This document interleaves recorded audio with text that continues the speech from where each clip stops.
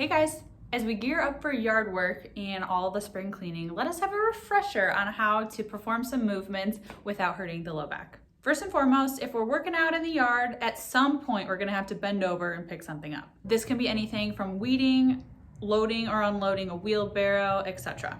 And to do those movements, we're gonna review how to properly hinge at the hips. So first I'm gonna take this PVC pipe and I'm gonna have it touching the back of my head, mid-back, and pelvis.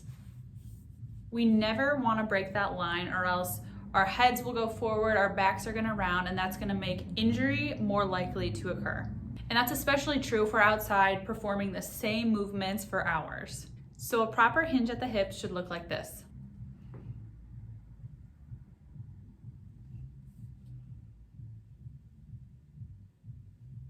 Notice that my head or back, nothing came off of the pipe.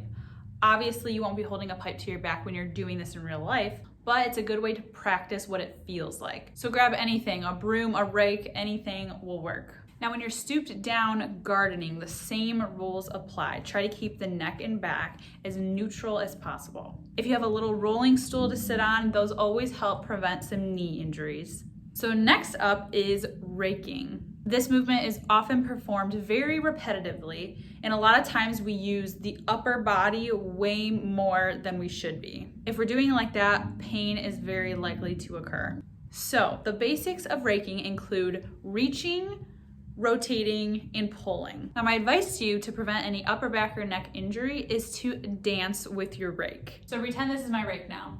Instead of standing in one spot and reaching and pulling towards you, I can already feel that strain on my muscles. So dancing with it looks a little something like this. Step towards what you're raking and bring it back towards you.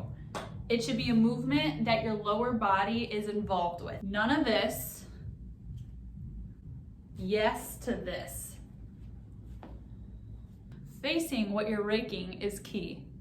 Even try to switch sides if you can, because it's gonna just put less stress on one shoulder the entire time. I hope that helps with some of that spring cleanup.